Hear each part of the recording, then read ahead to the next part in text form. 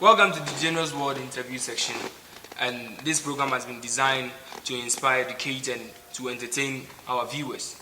The Generous interview session has a series of programs, but on this program we have named it Time with the General. I have a very special guest in the house, and before I introduce him, he is in the person of Lord Atta Quaisie, an author, a career coach, and a conference speaker. He is currently the resident pastor for Faith Center, Glory of Heaven Ministry International, and he is also the executive secretary for Fideme Company Limited. Help me welcome Pastor Lord Atta Quaisie. Yeah, thank you, General. You're welcome on the General Show. Thank you, sir. And I'm very happy to have you on the show. Well, I'm also excited to be on the show. And to begin with, I got you on this show purposely so we can talk about this issue which has been neglected by society. It's the issue of career development, and I want us to tackle it on this show. So I took the time off to research more about career development, and as being a career coach, I know you understand it more than I do. Okay. So first of all, when we say a career, what is a career? Well, thank you very much, General. You know, I consider this to be a very important initiative and intervention in our world now. Why am I saying that? According to a research done by some people in the United States, it says that over 80% of people working today don't like what they do. Okay. And 85% also think that they are performing below their talent, their natural abilities. And just about 5% think that they are doing what they like. And that is the context in which we are going to have this discussion. Now, General, most of us have confused a job with a career. Okay. And that is where the problem begins. Now, we need to distinguish between a job and what a career is before we can even talk about making the right career. Okay. And as you said, this is my field. This is a field where I've taken well over 5 years to research into. And myself, there's so much that I've learned, and whatever I'm going to share on the show, I'm taking it out of a book I'm writing titled, How to Make the Right Career Choice. Okay. Now, question is, what is a job and what is a career? A job can be any activity you perform that earns you money to support your basic needs. Okay. So, for example, I'm a graduate. Then maybe I go work with a company. I'm loading things in the factory. I'm carrying boxes here and there. I cannot say that's my career. That's the job I'm doing. It's an activity I'm performing to earn.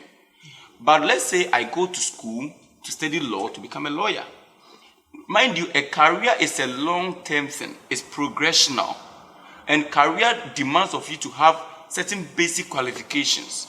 And career places a demand on your passion and your talent. Take note. A career places a demand on your passion and talent. When we talk about a career, it means basically you are using your passion and your talent to serve your world.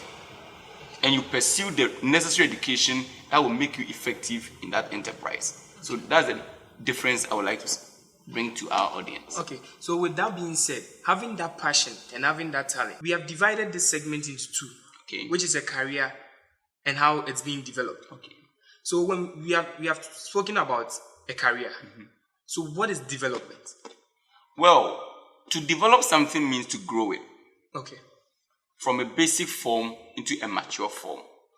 Now, in our context, I would say it means to transform your talent into a product and a service. And let me bring it down. Let's say, basically, my talent is to write. Right? But people wouldn't come to me just because I write. People will come to me because I have something to offer. A product. That is a book. Right? So when I'm able to transform, I can speak well. But people don't come to me because I can speak. But people will come to me because maybe I'm on a show like this, service, I'm organizing a seminar. So development simply means you're moving from having a natural talent to transforming that talent into something that will be beneficial, that will offer value to your primary market. So let's say I am a career coach. I have the knowledge, I have the skill, the abilities. When I'm able to put it into a book, when I'm able to put it into a CD or a video recording, it is a product now. And for me, that's what I mean by development. Transforming your talent into something usable and of value to some other person. Okay, So per your submission, if I'm Okay. getting it right, Okay. which means that you can have a career, Yeah. but developing it can be a problem. Most definitely. I would say you can have a talent. Okay. Because it's your talent that will determine the career you ultimately pursue. Right? So God may give you that talent. And mind you, it is God that deposited in us. You see, He created us. And within every person, He has placed natural abilities and skills and talent. So you need to first of all know what talent you have, what is your fit, and we'll come to all those things. As I told you, I'm taking from my book. So you need to know what talent I have, and then you design your education in order to grow that talent, to make it of value to some other person. Okay. That's what career development is about. Okay. Thank you very much. But should age limit, or should age be a limitation to the quest to having a career? Not at all. You see, Aristotle said that man is a teleological organism. Okay. What he means is that man lives to fulfill a goal. And until you have discovered the reason for your existence, you have no reason to exist. Whoa. Oh yeah, Jesus said, for this reason I came into the world. And this is why I was born into this world. So for every one of us here, we are here. You see, it's a symbiosis. It's an ecosystem. Every living thing lives to give something. Once you cease giving, you start dying. Right? So you really have to know the reason why you are here. And back to the question. It doesn't matter at what age you discover what you were born to do. Are you aware that KFC, he started his business when he was past 60 years? That's when he discovered what he was born to do in this world. So age really doesn't matter. It is at the point of discovering what you were made to do that's most important. Whether you discover it at age 70, age 80, age 90 doesn't matter. What is most important is knowing who you were born to be and rather pursuing that, no matter the age you find yourself. Okay. So I think this should be an advice that when we find out that children of young age have a particular talent, Okay. we should develop it as in that age than waiting for them to complete school to a certain level before we try to push them forward. You see, we have what we call the primary agent of socialization in sociology and psychology. Every child is born into a family, into a home. And the mother, the father, they are the primary agent of socialization. They are the people who are supposed to, first of all, observe and know which path the child should follow. Right? So at that age, if I'm a parent, I should know which path my child should follow.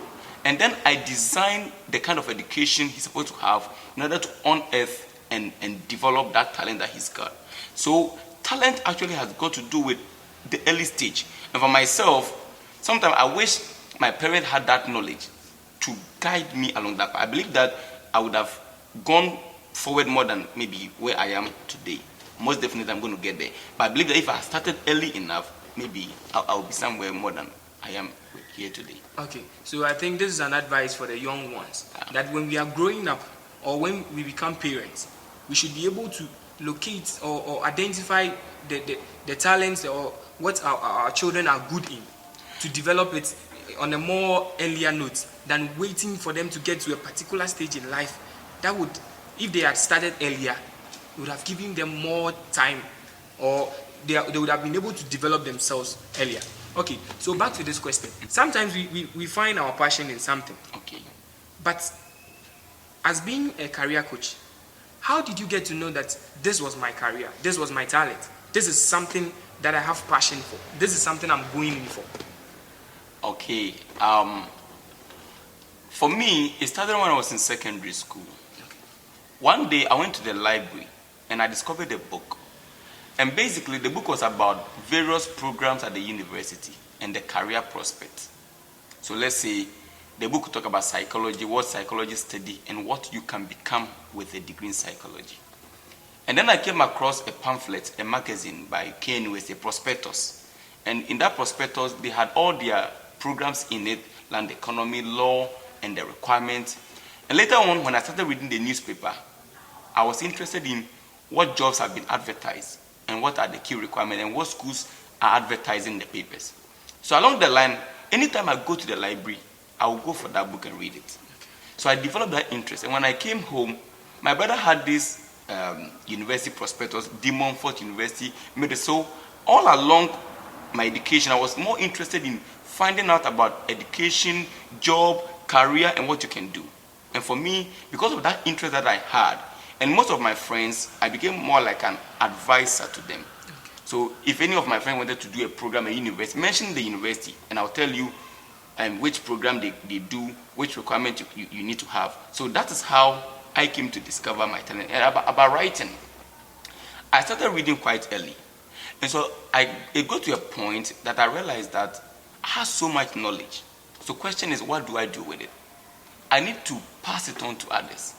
And mind you, in the history of man, a book is the most effective means to pass on knowledge. Okay. It is time tested.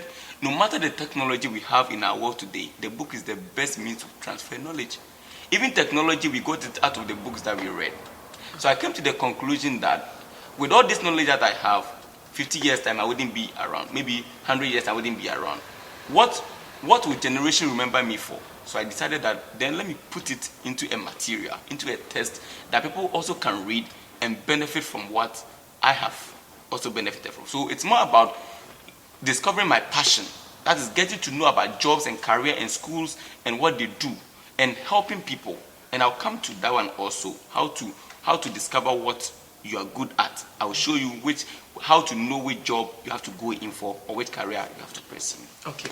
So with that being said, you talking about teaching your friends how Yeah. to make the right choices in their school, as in maybe even choosing their courses. Yeah. I think with reference to that, I've been one of the people who always came to you asking you how I could choose my courses in the university, even as I was about to embark on the journey to go to the university. So with that being said, okay, so I wanted to know whether this question is a question that affects most people, most young people. Okay. Do the people you associate yourself with, do those people affect your life? Do they decide also the career or the path in which you choose? Most definitely. You know, at a certain stage, we are influenced by our friends, right? Or our teachers or our parents. It is said in the Bible that iron sharpeneth iron. Okay. So does a friend sharpen the countenance of another. The Bible again says that he that walks with the wise shall become wise. So most definitely, most of us, when we are about entering secondary school, we follow our friends in choosing the program. We do not ask ourselves, what am I born to do or what am I good at? So most definitely, our friends have a great influence on us, the people we associate with. So you are more likely to join your friend to go and study engineering when you are born to become a lawyer. And most people watching have done that. At the university, everybody say, oh, let's go and do political science. Let's go and do psychology. And they join in the crowd. And when you join the crowd, you get missing in it. You can never stand out while you're in the crowd. Okay. So I think viewers, you understand him with quoting the good book and quoting the Bible, because he's a pastor. And for you to know, he's a pastor of Faith Center, Glory of Heaven Ministry International. That's why it's called Pastor Lord Atta Quaisie. Okay, so I wanted to know, this question is to you directly. Okay. And because some people face the same problem, so I wanted to know how this thing affected you. Okay, so do you sometimes feel like you could have started your career earlier as an author or a career coach? Do you feel like you could have started it earlier in a way? And I want to know, what were some of the limitations or some of the mistakes you did in trying to figure out your career? Okay, most definitely. I wish I had started earlier. And it's because of a lack of knowledge. Okay. You see, career guidance is lacking in our education system. And thank God the reform that the current government is bringing is going to solve that. Okay. Because they have career counseling as part of it. You see, most of the counselors we have, they have not been trained to be career coaches. Okay. They can help you with an emotional issue, how to stop smoking, maybe you have a broken heart. But when it comes to career coach, it goes beyond having a certificate or a degree in psychology. Okay. You have to be well read. Career coaching, you have to read a lot. You have to know more about professions, and that is lacking in our system. So for me, my mistake was maybe I lacked the confidence. When I was in the university, maybe I could have started all this speaking thing, this career coaching thing, this writing thing, but I didn't have the confidence. Maybe I was more like, well, I'm a student who is going to listen to me, even though there were validation. Because when I was even a student, my professors would listen to me and they are shocked. At that age, the kind of knowledge I had about my subject area and about almost everything. I remember one time when some of my friends were going to write the law exam to go to the law school, and I was in their midst, and I was rather guiding them. So, not knowing, most of the people around thought I was a lawyer. I wasn't a lawyer, but I knew so much about law. But you should have been a lawyer. It's something I'm going to pursue. So it's something. So I would say that the mistake was I did not gather the confidence at that time to start out enough professionally, or to put myself out there as an expert or an authority in this area. And that is something that maybe I regret now. But thank God I have overcome it and we are making progress now. So per your submission, I think career guidance should be something which should be effective in our schools. Without it, there is no basis for education. Because if you can realize, they don't identify our talents, and you realize that we do most courses that we will not even use it for anything. Sometimes the courses we pursue in schools, you see a lawyer being into mathematics, serious statistics, and this thing. He didn't have anybody to guide him, and that is why some of us now are in the system. So those watching us, they can come for maybe consultation or something. Okay. But remember, Einstein said something that every man is a genius, or there is a genius in every man. And that if you measure a fish by its ability to climb a tree, then you make the fish to think that it is useless. Because a fish doesn't climb a tree. It swims in the water. Much as a monkey doesn't swim in water, it doesn't climb a tree. So when your career is misaligned, remember I told you that 80% of people don't like what they are doing. Okay. 85% are saying that the job they are doing is not making use of their talents. In other words, they go to the job just to fulfill a duty, to earn an income, but they are not being significant. There's no significance they are achieving. Okay. All right. So I would say that we really need this career coaching thing. It is that at the base of it. What is education? Education simply means bringing out the best in me. Okay. The Greek word means to divide. Wow. Something, to open up something so that we can discover what is in there. So if you've not divided me up, if you do not know what I have been naturally positioned to do, or the path I should follow, then what are you educating me to do? What are you developing me into? And what am I going to serve in my world? I think most of our viewers, if you are struggling with how to choose a career and how to identify the right career, I think you should come see Pastor Lord Atta Quaisie for more enlightenment. Because I remember when I started, I wanted to be a motivational speaker. So I came to you. I remember coming to you and telling you, oh, say I want to become a motivational speaker. The first question he asked me was, who do you listen to? And I've been with him for a while. So I know that whenever you are going to him, you should be prepared. Okay, so let's continue. On a career basic perspective, as an individual career coach, what would you have done differently if you are still trying to figure out your career or what to do in life? What would you have done differently? Well, the Bible says that we should wage war with knowledge. So for me, I would have sought for the right kind of knowledge from the right kind of people. Now, Daniel, let me tell you something. Most of us don't pursue careers. We follow what we call the path of least resistance. It's more like an ant going in a straight line. Until the ant hits something, it will never turn anywhere. It will keep going and going. Let me give you an example. That's how most of us enter into jobs. We go into jobs by accident, not by decision. Okay. So I finished school. I know an uncle who gets me posted to maybe Cocoa Board to be an administrative assistant. And because I'm following the path, there's no resistance to it. Okay. I just keep following it. But I've not decided to do anything. And it is the reason a lot of us are going into nursing. It is the path of least resistance. Because after school, there is a job. Okay. So there is no resistance to the journey you're embarking on. And that's what is motivating a lot of us. And that's the reason why people are doing jobs they never like. It is the reason you go to the hospital and nurses are insulting patients. Because they were not born to be nurses in the first place. They just followed a path that there was no resistance to it. Because you go to school, the government gives you allowance, and then you get a job. And that's what we call the path of least resistance. So your national service ends up becoming the career that you pursue. All along, you're not pursuing a career. You're just following a particular path that society has designed for you to make you a failure. Okay.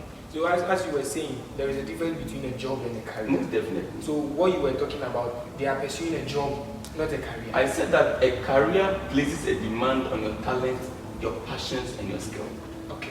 So whatever you're doing that is not taking advantage of your talent, your skill, and your passion, you're just doing a job. You're not pursuing a career. Oh, this is the whole lot. Yeah. Okay. So let us continue. Per my research and analysis, people end up changing their careers all over again. Okay.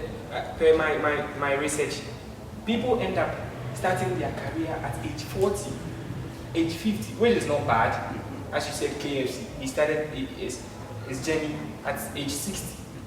But don't you think if you start earlier, you would be able to develop yourself more? As in, if you fail at one point, you don't stop to pursue another just because you failed or because it's being hard.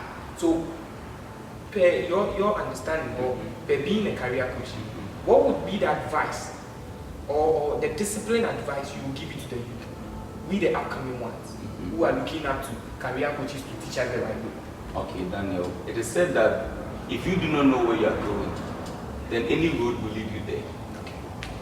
You get it. Truth of the matter is, anybody on this earth can be good at one of four things.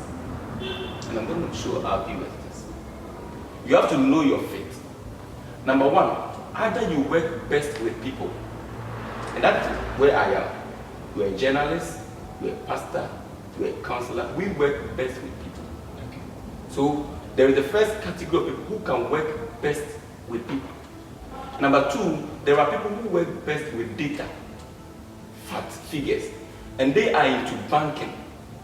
So when you go to the bank, you are entering data, customer details, and all those kind of things. So secretaries.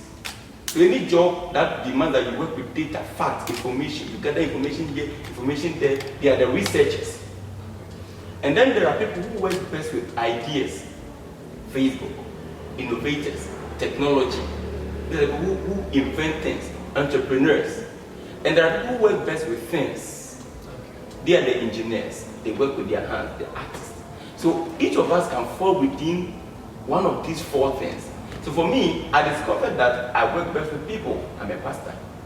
I'm an author. I'm writing for people. I'm a youth coach, a conference speaker. So everything that I do is people. So if you give me a job in a bank, that's why I never applied to work in a bank. You come and find me sleeping behind a computer because it will be so boring. But put me before two people to share anything with them about education, about job, about career, and I come alive. Sometimes I call people on the phone, and you can't imagine the passion with which I speak to people on the phone. Almost as though I will do it the whole day, and I will not even know that I've gone hungry. And you have to know your talent. You have to know your passion. Your passion is what you do 24 hours a day, 365 days a year, without getting bored about it. So for me, I would advise that if I were to start some years ago, then I would go to the right people to give me the right advice. And I offer myself to all our viewers that if anybody wants proper education and enlightenment as to how to discover his talent, then we can help guide the person. Okay, so as we can all understand, he is a career coach, he is a youth coach, he is a conference speaker. But you see, and in this our generation, there is a whole lot of things happening to our generation in the sense of career development. This is it. As Einstein said, and you said it earlier, everybody is a genius. This definitely.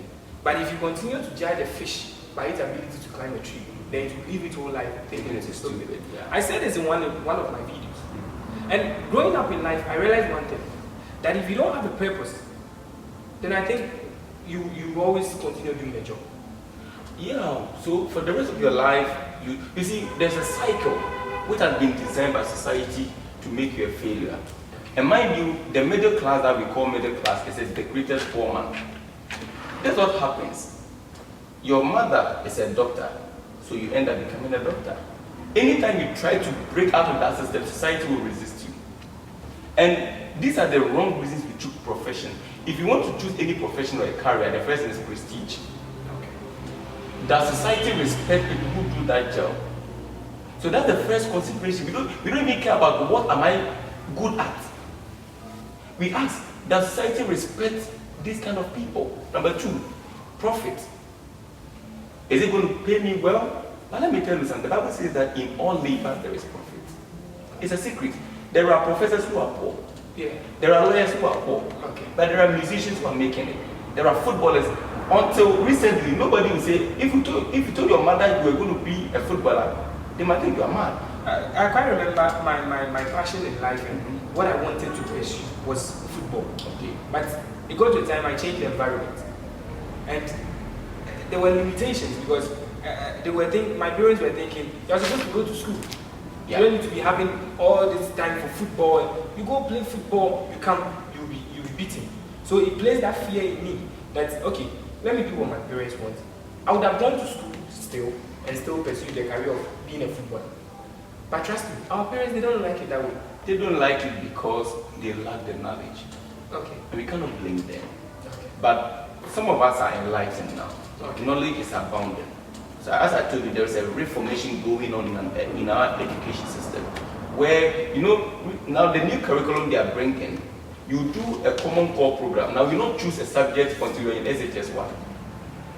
Yeah, that's what the government is bringing into the system now, and I believe so much in that. It is after you have gone to SHS 1, when you have explored all the subjects, that you can decide that now I want to be a science student, I want to be an art student, not because your friend decided to go and do science. Now let me tell you something. Do you know I got my third choice school?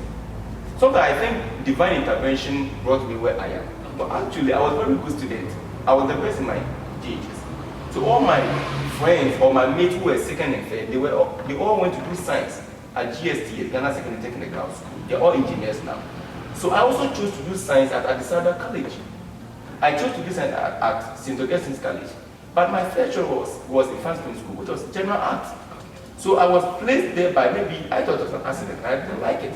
But looking back now, I think I got the right kind of education for what I'm doing now. But if I had gone to do science, maybe I would have been a frustrated young person, a frustrated maybe engineer working, looking for a job. Doing a job, not a career. That is what you need to do, and that is what, at the end of the day, that's what is going to end something on your to table. go, but I wouldn't be satisfied with whatever you when I'm going to job, almost like I'm being pushed into a prison cell.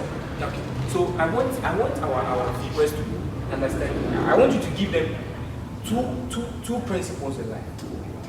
Okay. Two disciplinary principles. You see, I was reading this book that you recommended by Brian Tracy. It always talk about this, no excuses. No excuses. It always talk about discipline, trying to discipline yourself. And in one of the parts of the book, he was like, hold yourself responsible for anything. Yeah. So, what two principles will you give our viewers? That these are the principles that if you have a life, moving forward or succeeding in life is 90% sure. A great man once said, you will be the same person you are today in 5 years' time, except for the books you read and the people you associate with. Yeah. Science says that if you put something here and nothing comes to act on it, it will remain there. Okay. So except for the books you are reading and the people you associate with, you'll be the same person. I am where I am today because of the books and the materials I read. Then if you know, I read no less than 10,000 words in a day. Wow. Yeah, I read every issue of the Daily Graphic every day. I've done it consistently for the past 4 years. I read every issue of the Mirror every week. I read 2 magazines. I read every story on my job online. I have my reliable source, and I'm not going to. If when you come to see me, I can teach some of these things. It's the reason I'm on top of every subject you bring for discussion. I think backstage I was asking you whether you're a marketing student because we were talking more about marketing stuff, branding, and reading makes the man. Oh wow, a reader is always a leader.